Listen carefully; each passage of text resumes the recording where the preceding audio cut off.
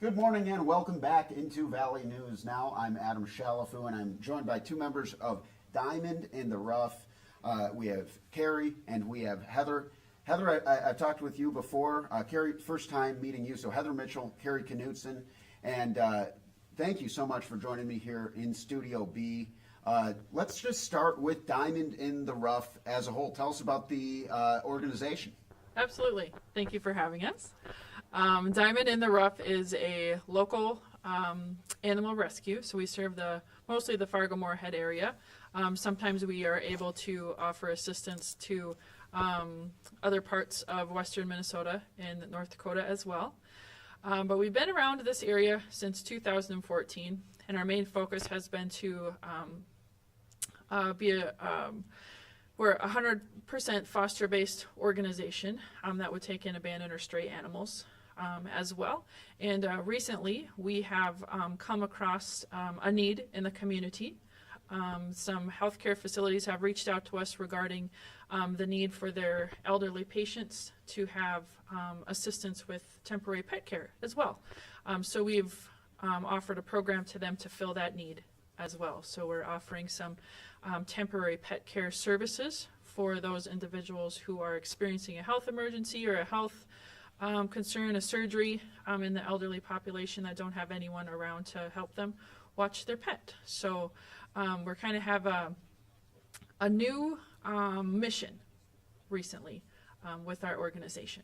We're still offering animals up for adoption as well, but we have this kind of other arm of our organization that's a little bit more community oriented that we can also give back to the community in that type of service as well.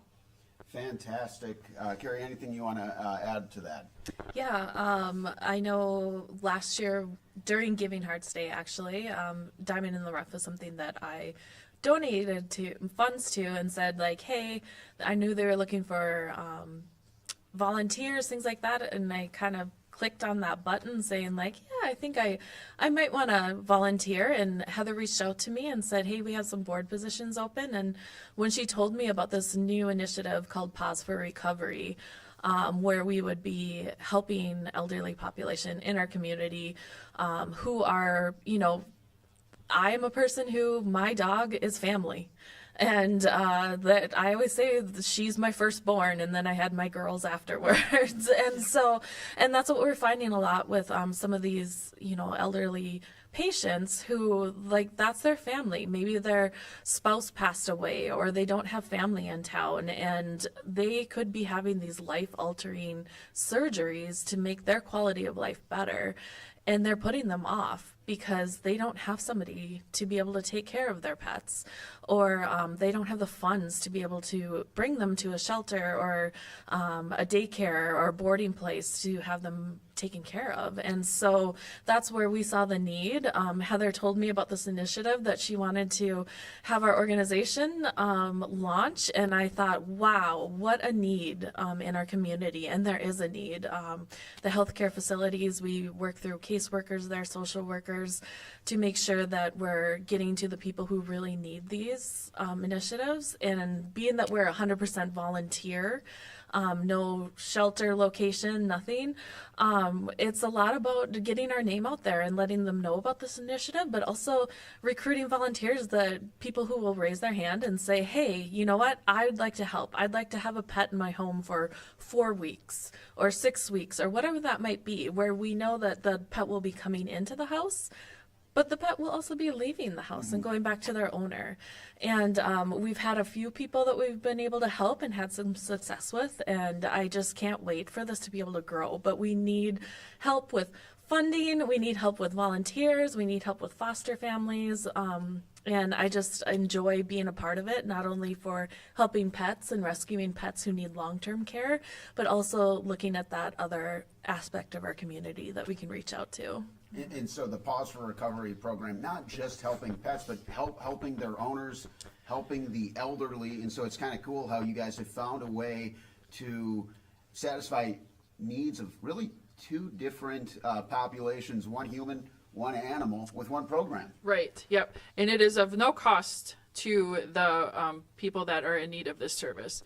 The service is initiated through the inpatient caseworker or nurse or case manager contacts us with the need from the patient, and then we kind of take it from there. But it's really a short-term process. You know, sometimes it could be a few days, it could be a week, it could be a month and a half. We're flexible in that time, but it's a way for us to help the community in a way that we know how. And we really didn't know it was a need in the community until they started to reach out to us too. I know I've had nurse case managers and nurses and social workers tell me that you know, their patients are either refusing medical care or you know, shortening their stay at the hospital because they don't have anybody to care for their pets. So it's a way for us to, you know, relieve the stress of them having to worry about their pets, and yet they can focus on recovery and get themselves healthy as well. So since this is of no cost to the recipient, you know, we plan on providing food, toys, shelter, you know, taking care of any medication that the pet might need during that time that they're with us too. If they need any veterinary care, if they need their vaccinations updated, or they have a chronic medical condition that we're dealing with, you know, we are taking that responsibility to get that animal, you know, up to date on vaccinations, take care of their health that way too, so the owner doesn't have to worry about anything regarding that. And last time I talked to you, you had a benefit at Skate City, and I think it was a lot earlier in the stages of Paws for Recovery. Right. How's it been going? How's that grown? And share some of those success stories that you teased out right there. Yeah, we had a little event at Skate City back in October, which was really fun. We kind of helped, Tony at Skate City has been a great supporter of us as well. So we were able to raise some funds through that event to kind of help fund, you know, the what I think is the good that we are doing in our community as well.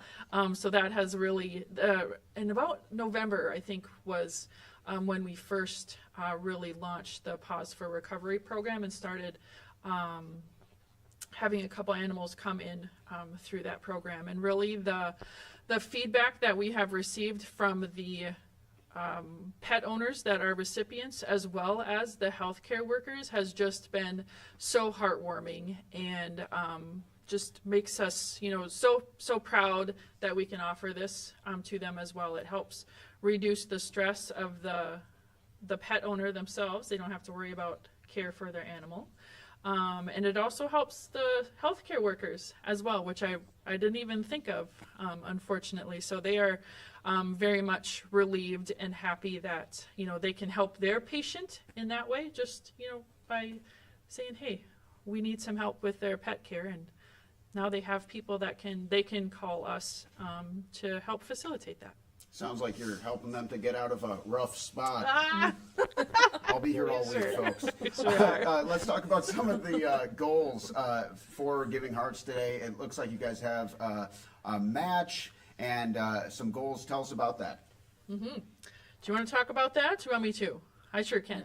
Let's, we have a couple business sponsors that were gracious enough to help us secure some match funds. So we have $3,000 in match funds. So that means for every $3,000, or for if somebody wants to do a $3,000 donation, we certainly have the impact to double that. So that's what those match funds are for. So if somebody donates $50, we have another $50 from those sponsors to kind of help double the impact, really. So I'd like to take time to shout out to Simply Made Apps in Fargo. They have a location downtown, and to Arrow Advisors.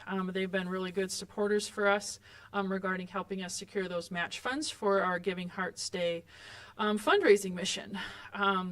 Arrow Advisors also has decided to sponsor an adoption fee for Stella, who we have in our adoption as well. Let's pull up a picture of Stella. Here we go. Yep. There we go. Okay.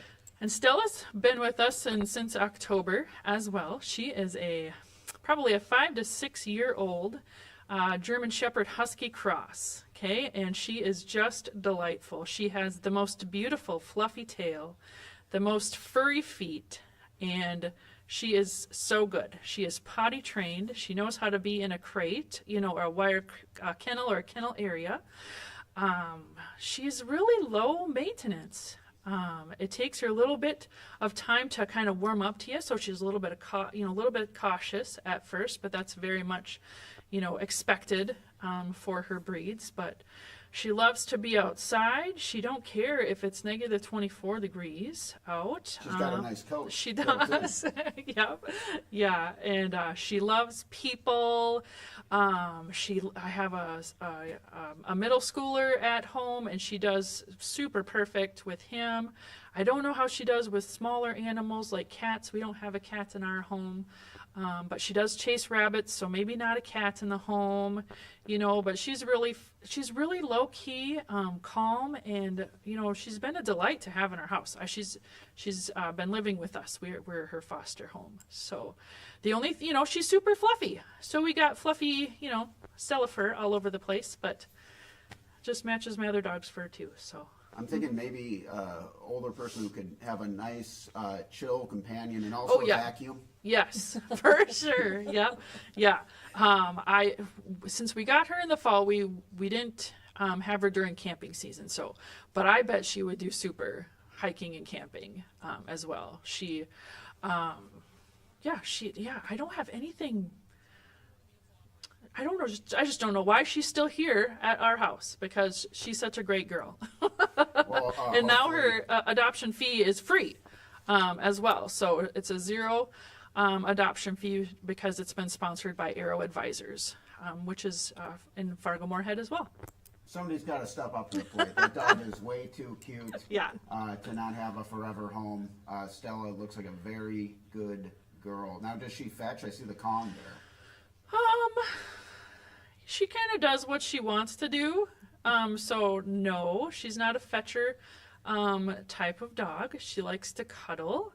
She likes to lay on the couch. She does the cutest thing when it's time to eat and it's time to go outside, and she will just get happy and jumpy, and her tail will go whoop, whoop, whoop, like a little windshield wiper, and then she'll kind of bow down her front end, and then her beautiful fluffy tail curves up, and it's just like She's got it's a just whole it's just the routine. cutest thing.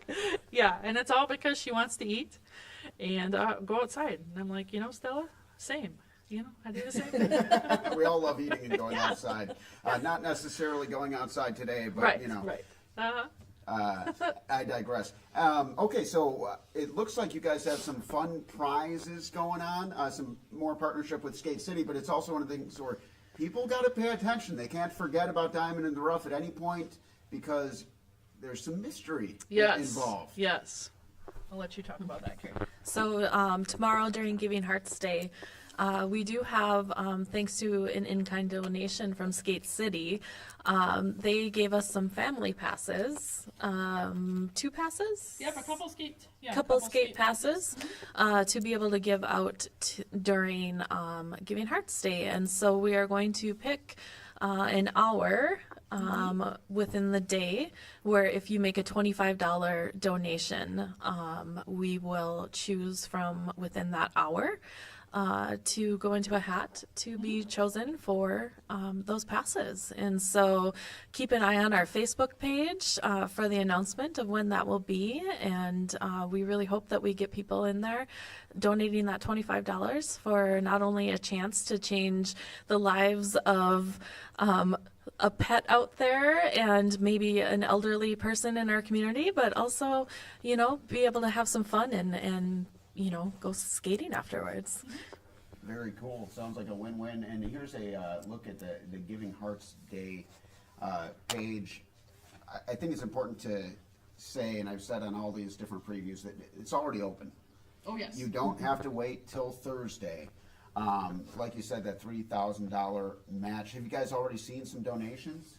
Oh, yes. Yes, we certainly have. And it's really awesome that Giving Hearts Day has been open early as well, because that's really got a good start off to the fundraising day. So, and if you've never kind of followed Giving Hearts Day, or maybe just did a donation and, that's all you did, like the activity that goes on at Dakota Medical Foundation during that day is just electric and amazing. They are promoting on every type of media that they have, and they're in costume, and Wow. like it is just a fun place to be. And they have a bunch of different activities associated with that day as well. So it's really fun. They're really such a beautiful day for hundreds of nonprofit organizations in our area. Fantastic. You guys have anything else you'd like to add before we let you get back to it here? Let's see. Check out our Giving Hearts Day page. We do have volunteer opportunities available on that. We would love to have a bunch of people either be excited to be temporary foster homes, whether that be for a matter of weeks or a month or two. We also have volunteer opportunities for more long-term foster care for animals as well. So that's kind of our major focus for Giving Hearts Day, is to do as much recruitment of volunteers that we could.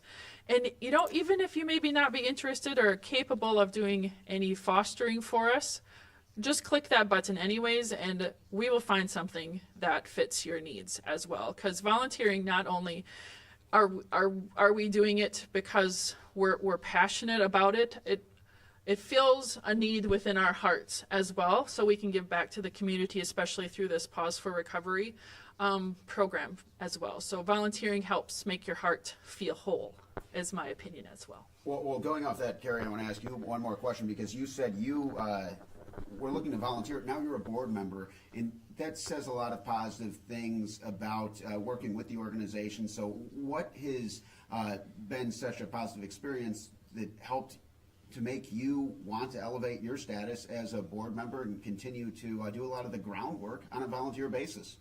When I hit that click, of like, hey, I might be interested in a position, I wasn't sure what that would mean. I was like, I have a communications background. Maybe I can help with some marketing things. Maybe I can help with writing something. But Heather, when she reached out to me, and even the board, when they reached out to me, and they learned a little bit more about me. And that's one thing I love about it, is that we take the time to get to know you and what are you interested in. We being 100% volunteer. There are no paid positions with our organization. We need people who can do IT. We need people who can update our website, who can do our marketing materials, who can make brochures, who will go to our events at things like Skate City and greet people and give out prizes, people who will call people and ask for donations. I mean, it's like limitless on things that, anything that you would need to run some type of a program like this. We need a volunteer to do that. And so with me, I love giving back to the community. I'm from Fargo. I love giving back. I love animals. And I thought, I just felt called to be on the board. I love the mission. I love what we're trying to do here with the elderly, see what we can do, maybe one day expand it, help out the animals, and I love connecting people. So please hit that, I'd like to volunteer, whether it's foster or marketing or board or anything like that, and we'll find the right thing for you. Excellent. Well, thank you guys so much for coming into the studio today. And thank you all for tuning in. One more look at the Giving Hearts Day donation page, should you feel called to donate. Here it is, Diamond in the Ruff Pet Rescue. Thank you all for tuning in, and we will see you next time on Valley.